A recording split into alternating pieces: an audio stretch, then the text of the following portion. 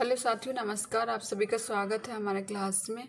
आज हम पढ़ाएंगे प्रयोगवाद के प्रश्नोत्तरी, जो कि अशोक स्वामी सर के द्वारा से हमको ये मिली हुई है। तो आइए देखते हैं पहला प्रश्न क्या है। प्रयोगवाद शब्द के प्रथम प्रयोक्ता कौन है? क्या प्रयोगवाद शब्द के प्रथम प्रयोक्ता कौन है? मुक्तिबोध, अज्ञे, नंदलाल वाजपेयी, प्रभाकर माचवे। तो कौन है? नंदलाल वाजपेयी है। कौन है? नंदलाल वाजपेयी क्या प्रयोगवाद शब्द के प्रथम प्रयोक्ता हैं। फिर देखते हैं दूसरा प्रश्न। दूसरा प्रश्न क्या है? किसने प्रयोगवाद को शैलीगत विद्रोह कहा है? शैलीगत विद्रोह किसने कहा है? अज्ञे ने, रघुवीर सहाय ने, डॉक्टर नागेंद्र ने, रामविलास शर्मा ने। किसने कहा है? अज्ञे का अज्ञे ने, रघुवीर सहाय ने, डॉक्टर नागेंद्र ने, रघुवीर रामविलास शर्मा ने क्या कहा है? प्रयोगवाद को शैलीगत किसने कहा है? डॉक्टर नागेंद्र ने कहा है। क्या कहा है? कि जो है प्रयोगवाद शैलीगत विद्रोह कहा है। किसने कहा? डॉक्टर नागेंद्र ने कहा। फिर देखिए तीसरे प्रश्न पे चलते हैं। किसने प्रयोगवाद को कलात्मक अनुभव का क्षण कहा है? किसने कहा है? प्रश्न नंबर ख, जगदीश चंद्र गुप्त ने कहा है। क्या कहा है? प्रयोगवाद को कलात्मक अनुभव का क्षण कहा। किसने? जगदीश चंद्र गुप्त ने कहा। फिर आगे देखते हैं। प्रश्न नंबर चौथा है, चरम व्यक्तिवादी ही प्रयोगवाद का केंद्र बिंदु है, कथन किस आलोचक का है? चरम व्यक्तिवाद ही प्रयोगवाद केंद्र बिंदु है, कथन किस आलोचक का है? रामविलास शर्मा का, ललिन बिलोचन शर्मा का, डॉक्टर नागेंद्र का, राम कुमार वर्मा का। तो किसने कहा है? डॉक्टर राम कुमार वर्मा। किसने कहा ये? चरम व्यक्तिवाद ही प्रयोगवाद का केंद्र बिंदु। तो ये किसने कहा है? डॉक्टर नामवर सिंह ने कहा है। ठीक है, डॉक्टर नामवर सिंह ने कहा है। फिर पहला प्रश्न, पांचवा प्रश्न देखते हैं। प्रयोगवाद दृष्टिकोण का अनुसंधान है, कथन किस आलोचक का है? केसरी कुमार का है, नरेश कुमार का है, ललिन बिलोचन शर्मा का है, प्रभाकर माचवे का है। तो किसका है? केसरी कुमार का है। केसरी कुमार का क्या है कथन? प्रयोगवाद दृष्टिकोण का अनुसंधान है। फिर प्रश्न नंबर 6 देखते हैं। प्रयोगवाद की कविता में भावना है, किंतु हर भावना के सामने प्रश्न चिन्ह लगा हुआ है, कथन किसका है? किसका? धर्मवीर भारती का है। क्या है कथन का? प्रयोगवाद कविता में भावना है, किंतु हर भावना के सामने प्रश्न चिन्ह लगा। यह कथन किसका? धर्मवीर भारती का है। प्रश्न नंबर 7 है, प्रयोगवाद पाश्चात्य साहित्य के प्रतीकवाद का अनुकरण मात्र है, यह कथन किसका है? डॉक्टर नागेंद्र का है, डॉक्टर गणपति चंद्र गुप्त का है, डॉक्टर मैनेजर पांडे का है, शिवदास सिंह का है। किसका है? शिवदास सिंह का है। ये कथन कौन सा कथन है? प्रयोगवाद पाश्चात्य साहित्य के प्रतीकवाद का अनुकरण मात्र है, कथन किसका है? शिवदास सिंह का है। फिर प्रश्न नंबर 8वां देखते हैं। किसने प्रयोगवाद को सुसुप्तावाद कहा? किसने कहा? नंदलाल वाजपेयी ने, रमेश कुंतल मेघ ने, नामवर सिंह ने, डॉक्टर गणपति चंद्र गुप्त ने। किसने कहा? डॉक्टर गणपति चंद्र गुप्त ने कहा। प्रश्न नंबर 9, किसने प्रयोगवाद को काव्य के प्रति अन्वेषी दृष्टिकोण कहा है? किसने कहा है? प्रश्न नंबर ख, अज्ञे ने कहा है। उसके आगे देखते हैं। फिर प्रश्न नंबर 18 है, जिस प्रकार संदेह एक हद के बाद संदेहवाद हो जाता है, उसी प्रकार प्रयोग एक हद के बाद प्रयोगवाद, कथन किसका है? डॉक्टर नागेंद्र का है, डॉक्टर गणपति चंद्र गुप्त का, डॉक्टर नामवर सिंह का, डॉक्टर मुक्तिबोध का है। कथन किसका है? नामवर सिंह का है। किसका कथन? नामवर सिंह का है। जिस प्रकार संदेह एक हद के बाद संदेहवाद हो जाता है, उसी प्रकार प्रयोग भी एक हद के बाद प्रयोगवाद हो जाता है। जैसे किसी के ऊपर संदेह करते तो संदेह वाह हो जाता, संदेहवाद हो जाता, और किसी चीज को लेकर प्रयोग करते तो प्रयोगवाद हो जाता। उसको क्या ये कथन किसने कहा है? डॉक्टर नामवर सिंह ने कहा है। फिर अगला प्रश्न देखते हैं। प्रश्न नंबर 11 देखते हैं। प्रयोगवाद कविताओं के नए सत्यों का यथार्थवादियों का जीवित बोध भी है। उन सत्यों के साथ नए रागात्मक संबंध भी हैं और उनको पाठक या सहृदय तक पहुंचाने या निसाधारणीकरण की शक्ति, कथन किसका है? प्रश्न नंबर का अज्ञेय का है। कथन किसका? अज्ञेय का है। फिर घासलेटी साहित्य का प्रवर्तन प्रयोगवाद के नाम से किया गया है। यह कथन किस विद्वान का? चतुर्सेन शास्त्री का, धर्मवीर भारती का, गोविंद त्रिगुणयंत्र का, मोहन अवस्थी का। घासलेटी साहित्य का प्रवर्तन प्रयोगवाद नाम से किया गया कथन किस विद्वान का है? गोविंद त्रिगुणयंत्र का है। गोविंद गुणयंत्र का है। गोविंद गुणयंत्र का ये कथन है। क्या है? घासलेटी साहित्य का प्रवर्तन प्रयोगवाद नाम से किया गया कथन किसका है? गोविंद गुणयंत्र का है। प्रश्न नंबर 13 देखते हैं। प्रयोगवादी काव्य जहां अपनी शैली रूप विधान में अति वैयक्तिक हो जाता है वहां अपनी भावनाओं में जन्मवादी कथन किसका है? खंड का सुमित्रा नंदन पंत का। एक प्रयोगवाद काव्य जहाँ अपनी शैली तथा रूप विधान में अति वैयक्तिक हो जाता है वहाँ अपनी भावना में जन्मवादी कथन किसका है? सुमित्रा नंदन पंत का। अगले प्रश्न में आते हैं। प्रश्न नंबर 14 को देखते हैं। निम्नलिखित में से किस रचनाकार के जन्म एवं निधन वर्ष सुमेलित नहीं है? अज्ञेय का जन्म है 1911 ईस्वी से 1987 ईस्वी। रामविलास शर्मा का है 1912 से 2000 ईस्वी। मुक्तिबोध का है 1917 से 1964 ईस्वी। भारत भूषण अग्रवाल का है 1917 से 1975 ईस्वी। तो किसका सुमेलित नहीं है? भारत भूषण अग्रवाल का जन्म सुमेलित नहीं है। प्रश्न नंबर घ। इनका जन्म है 1919 में हुआ था और निधन 1975 में हुआ था। जन्म इनका 1919 में हुआ था और निधन 1975 में हुआ था। प्रश्न नंबर 15 देखते हैं। निम्नलिखित में से कौन सा रचनाकार तीसरे सप्तक में शामिल नहीं है? कौन सा शामिल नहीं? अवधेश कुमार, प्रयाग नारायण त्रिपाठी, मदन मत्स्यायन, केदारनाथ सिंह। कौन शामिल नहीं है? अवधेश कुमार चौथा सप्तक में शामिल, तीसरे में नहीं, चौथे में है। ठीक है, किसमें है? तीसरे में नहीं, चौथे में। प्रश्न नंबर 16 देखते हैं। किसने तार सप्तक को अजैब घर कहा जाता है? किसने तार सप्तक को अजैब घर कहा जाता है? डॉक्टर नागेंद्र ने, रामविलास शर्मा ने, गणपति चंद्र गुप्त ने, अज्ञेय ने। किसको कहा जाता है? गणपति चंद्र गुप्त को कहा जाता है तार सप्तक का अजैब घर। फिर देखते हैं। चांद का मुंह टेढ़ा है। चांद का मुंह टेढ़ा है की भूमिका एक विलक्षण प्रतिभा है। शीर्षक के किसने लिखी है? ये शीर्षक किसने लिखी? चांद का मुंह टेढ़ा है की भूमिका एक विलक्षण प्रतिभा है। किसने लिखा? अज्ञेय ने, प्रभाकर ने, शमशेर बहादुर ने, रामविलास शर्मा ने। किसने लिखा है? शमशेर बहादुर ने लिखा। शमशेर बहादुर ने क्या लिखा? चांद का मुंह टेढ़ा है की भूमिका एक विलक्षण प्रतिभा। शीर्षक किसने लिखा है? शमशेर बहादुर ने लिखा है। किसने अज्ञेय को 20वीं शताब्दी का बाणभट्ट कहा है? किसने अज्ञेय को 20वीं शताब्दी का बाणभट्ट कहा है? रामविलास शर्मा, आचार्य प्रसाद द्विवेदी, नामवर सिंह, प्रभाकर माछुए। किसने लिखा? आचार्य प्रसाद द्विवेदी ने लिखा। आचार्य प्रसाद द्विवेदी ने क्या लिखा? अज्ञेय को 20वीं सदी का बाणभट्ट कहा। किसने कहा? आचार्य प्रसाद द्विवेदी ने। प्रश्न नंबर 19 को देखते हैं। अज्ञेय की किस रचना का प्रकाशन वर्ष सही नहीं? भग्नदूत 1933 ईस्वी, सागर मुद्रा 1970 ईस्वी, महावृक्ष के नीचे 1977 ईस्वी, ऐसा कोई घर आपने देखा 1984 ईस्वी का। तो ये कौन सा सही नहीं है? प्रश्न नंबर कौन सा सही नहीं है? आगे देखते हैं। प्रश्न नंबर घ सही नहीं, ऐसा कोई घर आपने देखा नहीं 1984, ये गलत है। फिर आगे देखते हैं। निम्नलिखित में से कौन सी कविता अज्ञेय द्वारा रचित नहीं? सावन मेघ, सिरीस की रका निशा, बदली के बाद, दीवा स्वप्न।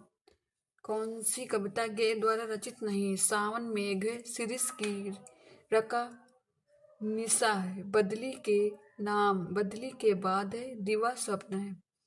तो क्या है? दीवा स्वप्न रचनाकार रामविलास शर्मा है। दीवा स्वप्न के रामविलास शर्मा है, बाकी सभी अज्ञेय के हैं। फिर देखते हैं प्रश्न नंबर 21 से। निम्नलिखित में से कौन सी रचना एवं उनका रचनाकार सुमेलित नहीं? रूप तरंग 1956 से रामविलास शर्मा है। मंजरी 1941 गिरजा कुमार माथुर है। सीढ़ियों पर धूप में 1960। रघुवीर सहाय का है परिवेश हम तुम 1961। हरि नारायण व्यास, तो कौन सी रचना सुमेलित नहीं है? परिवेश हम तुम 1961 कुंवर नारायण की रचना नहीं है। ये हरि नारायण की रचना नहीं है। परिवेश हम तुम 1961 किसकी? कुंवर नारायण की रचना है। किसकी है? कुंवर नारायण की रचना है। ये गलत है। फिर आगे देखते हैं।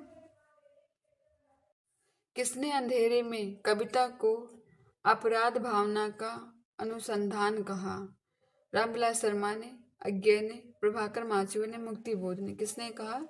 अंधेरे में कविता को अपराध भावना का अनुसंधान किसने कहा? किसने कहा है? रामविलास शर्मा ने कहा है। फिर देखते हैं प्रश्न नंबर 23। तार सप्तक में शामिल रचनाकारों का सही आरोही कालक्रम कौन सा है? सही आरोही कालक्रम कौन सा है? अज्ञे 1911 से 1987, रामविलास शर्मा 1912 से 2000, मुक्तिबोध 1917 से 1964, प्रभाकर माचुए 1917 से 1991। तो कौन सा सही है? आरोही क्रम में पहला वाला सही है। फिर आगे देखते हैं प्रश्न नंबर 24। निम्नलिखित में से प्रभाकर माचुए द्वारा रचित नहीं, कौन सा रचित नहीं है? कौन सा रचित नहीं? नई कविता रचित नहीं प्रभाकर माचुए द्वारा। वसंता गम है, राही से है, कविता क्या है? ये प्रभाकर की है। और नई कविता के रचनाकार गिरजा कुमार माथुर है। कौन है? गिरजा कुमार माथुर है। फिर देखते हैं अगला प्रश्न, प्रश्न नंबर 25। गुरुदेव की पूर्ण भूमि कविता के रचनाकार कौन है? अज्ञे है, नेमिनाथ जैन है, रामविलास शर्मा है, प्रभाकर माचुए है। कौन है? रामविलास शर्मा है। गुरुदेव की पूर्ण भूमि कौन है? रामविलास शर्मा है। फिर देखिए प्रश्न नंबर 26। रघुवीर सहाय किस सप्तक के कवि हैं? किस सप्तक के कवि? चौथा सप्तक के कवि कौन? रघुवीर सहाय। अगला प्रश्न देखते हैं।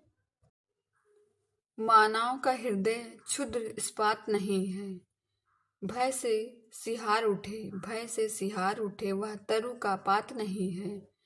किस रचनाकार की पंक्तियां हैं? केदारनाथ अग्रवाल की, रामविलास शर्मा की, धर्मवीर भारती की, गिरजा कुमार माथुर की। तो किसकी है? रामविलास शर्मा की ये पंक्ति है। ठीक है। प्रश्न नंबर 28 को देखते हैं। प्रयोगवाद कविता में नए युग से उत्पन्न अनास्था, शंका, घुटन, कुंठा, भग्नाशा में से एक नए पथ के अन्वेषण की व्याकुल भावना दिखाई पड़ती है। ये कवि एक नए मार्ग का अनुसंधान करने के लिए व्याकुल हैं। कथन किसका है? रामविलास शर्मा, अज्ञे, प्रभाकर माचुए, मुक्तिबोध। किसका है? रामविलास शर्मा का है। रामविलास शर्मा का ये कथन था। फिर आगे देखते हैं प्रश्न नंबर 29। प्रयोगवाद कोरे रूपवाद से अधिक व्यापक प्रवृत्ति तथा विचारधारा का वाहक कथन किसका है? कैलाश का है, नामवर सिंह का है, रामविलास शर्मा का है, धर्मवीर भारती का है। तो किसका है? नामवर सिंह का है। ये कथन था। कौन सा? प्रयोगवाद कोरे रूपवाद से अधिक है व्यापक प्रवृत्ति तथा विचारधारा का वाहक है। किसका? नामवर सिंह का है। मुक्तिबोध कठिन समस्या के कठिन कवि हैं। उनकी कविताओं का स्थापत्य स्थिर और सुभाषित नहीं है। कथन किसका है? रामविलास शर्मा का, प्रभाकर माचुए का, अशोक वाजपेयी का, अज्ञे का। किसका है? अज्ञे का ये कथन है। फिर देखते हैं आगे। यह कविता नहीं है मेरी डायरी है। यह कविता नहीं मेरी डायरी किसने अपनी कविता के विषय में कहा है? अज्ञे ने, मुक्तिबोध ने, शमशेर बहादुर ने, नेमिचंद्र जैन ने। किसने कहा? शमशेर बहादुर ने कहा यह मेरी कविता नहीं मेरी डायरी है। अपनी कविता के विषय में कहा किसने? शमशेर बहादुर ने। फिर अगला प्रश्न देखते हैं। किसने शमशेर बहादुर सिंह को बात का कवि कहा है? अज्ञे ने, शमशेर नामवर सिंह ने, नंदुलाल वाजपेयी ने, मैनेजर पांडे ने। किसने कहा है? अज्ञे ने कहा है। फिर देखते हैं अज्ञे की रचना आर्य करुणा प्रभामय के कितने खंड हैं? 4 खंड है। कितने खंड है? 4 खंड है। इसके बाद में देखते हैं और 4 कौन सी रचना है? रूपायत्री 1, रूप केकी एक चीड़ का खास शाखा, एक चीड़ का शाखा, दुरादीन द्वारा। ये इनकी रचनाएं हैं आगे की। फिर देखते प्रयोगवाद ज्ञात में अज्ञात की ओर बढ़ाने की बौद्धिक जागरूकता है। कथन किस विद्वान का है? नलिन बिलोचन शर्मा, लक्ष्मीकांत वर्मा, प्रभाकर माचवे, नामवर सिंह। किसका? लक्ष्मीकांत वर्मा का है। ये किसका है कथन? लक्ष्मीकांत वर्मा का। प्रश्न नंबर 35 देखते किसने प्रयोगवाद एवं नई कविता दोनों को अतीत यथार्थवादी काव्य परंपरा कहा है? डॉक्टर नागेंद्र ने, गणपति चंद्र गुप्त ने, मोहन अवस्थी ने, डॉक्टर बच्चन सिंह ने। तो किसने कहा? गणपति चंद्र गुप्त ने कहा है। अगला प्रश्न किसने प्रयोगवाद को बैठे ठाले लोगों का धंधा कहा है? किसने कहा है? प्रयोगवाद को बैठे ठाले लोगों का धंधा कहा है। मुक्तिबोध ने, नंद दुलारे वाजपेयी ने, डॉक्टर नागेंद्र ने, नामवर सिंह ने। किसने कहा है? नंद दुलारे वाजपेयी ने कहा है। प्रश्न नंबर 37 है प्रयोगवाद का मूल आधार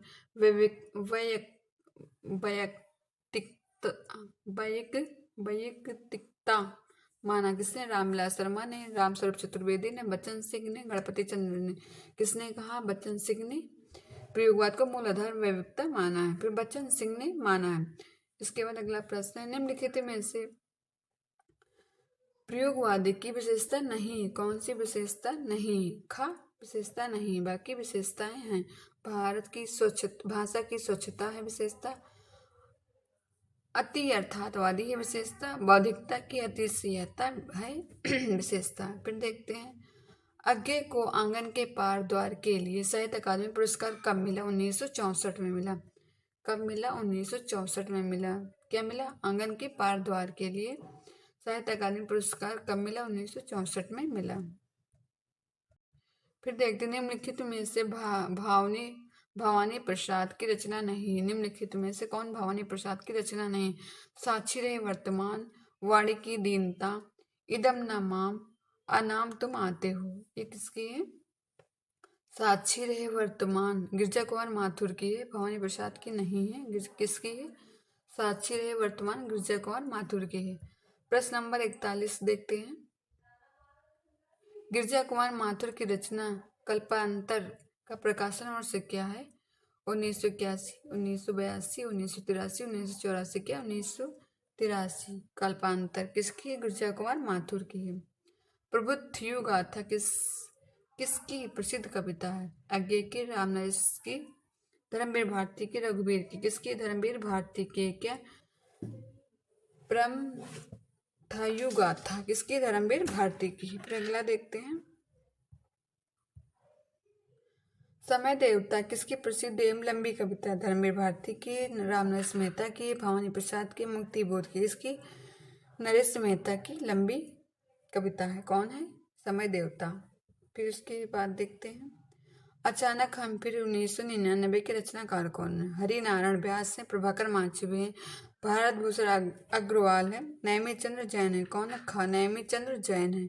उसके बाद में देखते हैं निम्नलिखित में से कौन सी रचना एवं उनका रचनाकार सुमेलित नहीं है? जहाँ शब्द है प्रभाकर माचवे का है, फिर प्रेम प्रतिनिधि रघुवीर सहाय का है, आख्याय नरेश मेहता का है, 7 गीत वर्ष शमशेर बहादुर का है। तो इसमें कौन सा 7 गीत वर्ष किसका है? धर्मवीर भारती का। शमशेर बहादुर का नहीं है, धर्मवीर भारती का है। अगला प्रश्न देखते हैं शमशेर बहादुर सिंह की टूटी हुई बिखरी हुई का प्रकाशन वर्ष क्या है? 1988, 1989, 1990, 1991। क्या? 1990। 1990 है शमशेर बहादुर की टूटी हुई बिखरी हुई का प्रकाशन वर्ष 1990। फिर देखते हैं निम्नलिखित में से किसी कविता का गांधी कहा है? निम्नलिखित में से किसने कविता का गांधी कहा है? मुक्तिबोध ने, नैमिचंद्र जैन ने, भवानी प्रसाद मिश्र ने, प्रभाकर माचवे ने। तो किसने कहा है? भवानी प्रसाद मिश्र ने कहा है। भवानी प्रसाद मिश्र को कहा है कौन? कविता गांधी का कहा है किसने? भवानी प्रसाद ने। अगला प्रश्न है प्रयोगवाद रचनाएं निबंध के रचनाकार कौन है? नामवर सिंह है, मुकुटधर पांडे, नंद दुलारे वाजपेयी, रामविलास शर्मा है। तो कौन है? नंद दुलारे वाजपेयी। फिर अगला प्रश्न देखते हैं प्रश्न नंबर 49, किसने प्रबंधवाद को रूपवाद या कलावाद कहा है? किसने कहा? रामविलास शर्मा ने, नामवर सिंह ने, डॉक्टर नागेंद्र ने, बच्चन सिंह ने। तो किसने कहा है? बच्चन सिंह ने कहा है। किसने प्रबंधवाद को रूपवाद या कलावाद कहा? किसने? डॉक्टर बच्चन सिंह ने कहा। प्रश्न नंबर 50 देखते हैं, निम्नलिखित में से किस सप्ताह का प्रकाशन वर्ष सही नहीं? तार सप्तक 1943, दूसरा सप्तक 1949, तीसरा सप्तक 1962, चौथा सप्तक 1989। तो कौन सा सही नहीं? दूसरा सप्तक क्या? 1951 है। दूसरा सप्तक 1951 है, ये वाला सही नहीं है। ये आज के थे प्रश्नोत्तरी 25 प्रश्न। फिर अगले